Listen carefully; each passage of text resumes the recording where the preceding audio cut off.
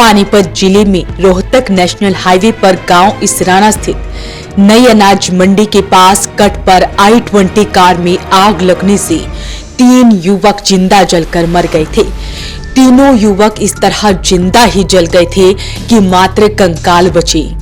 कौन सा शव किसका है पहचानना भी मुश्किल हो गया था। हालांकि हादसे का शिकार हुए तीनों लोगों की देर शाम शिनाख्त भी हो गई। वहीं अब शवों की पहचान आज हो गई है। तीनों युवकों के माता पिता ने उन्हें पहचान लिया है, जिससे पता चल गया है कि किसका शव किस युवक का है।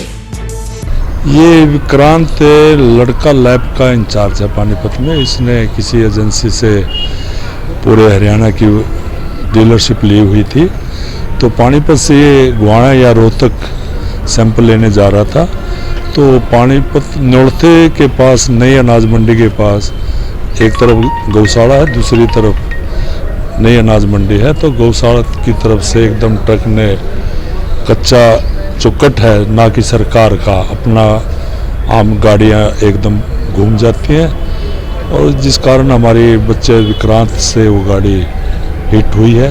हिट होते ही गैस के पाइप लीक होने के कारण आग लग गई, और लगभग 40-45 मिनट आग में बच्चे हमारे तीनों झुलस गए। किस तरह से पहचान पहचान एक बच्चे के तो हाथ में स्प्रिंग था, उसके कारण हुए। दूसरे के हमारे सीट बेल्ट से हुआ बच्चा, एक कपड़ों से हुआ, हाइट से भी। किसके सीट बेल्ट किसके हाथ में थी? सीट बेल्ट विक्रांत के थी। एक छोटे से कद में जो बराने का लड़का शुभम था, एक जलमाने से है, जलालपुर से उसकी पहचान उनके माँ बाप ने, जो छल्ले के कारण उसके हाथ में छल्ला डला हुआ था, जो कभी हाथ टूट गए थे। उस छल्ले डॉक्टर ने देखा तो छल्ला मिला, तो उन्होंने अपने बच्चे की पहचान कर ली। तीनों बच्चों की हो गई है। डॉक्टर अपने तरफ से पूरे टेस्ट टूस्ट करके DNA टेस्ट जो भी है सरकार की प्रतिक्रिया पूरी कर रहे हैं। इस हादसे ने हर किसी की आंखें नम कर दी है, क्योंकि जिस तरह से हादसा हुआ वो चौंकाने वाला था। आसपास के लोग बचाना तो चाहते थे, लेकिन आग इतनी ज्यादा थी कि किसी को बचाया नहीं जा सका।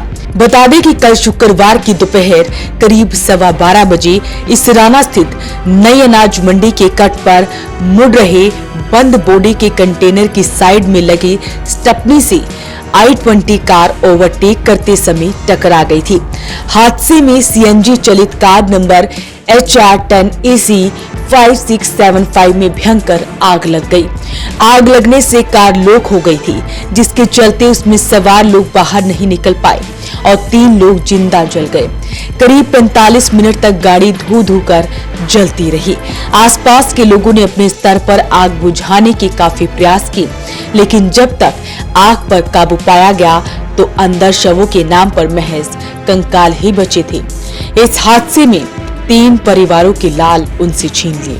तीनों परिवारों में मातम छा गया है।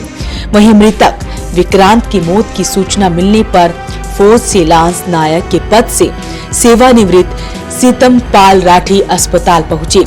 कलेजा मजबूत रखा और फोन कर परिजनों को बता रहे थे कि छोटा बेटा अब नहीं रहा, घबराना मत, घर पर रहना, अस्पताल मत आना।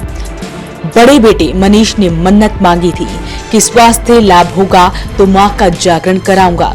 शुक्रवार सुबह से ही जागरण की तैयारियां चल रही थी। घर में खुशियों का माहौल था, मेहमान आ रहे थे और शाम को जागरण होना था। लेकिन दोपहर को ही विक्रांत की मौत की सूचना आ गई, जिससे सारी खुशियां मातम में बदल गई। वॉइस ऑफ पानीपत के लिए कुलवंत सिंह।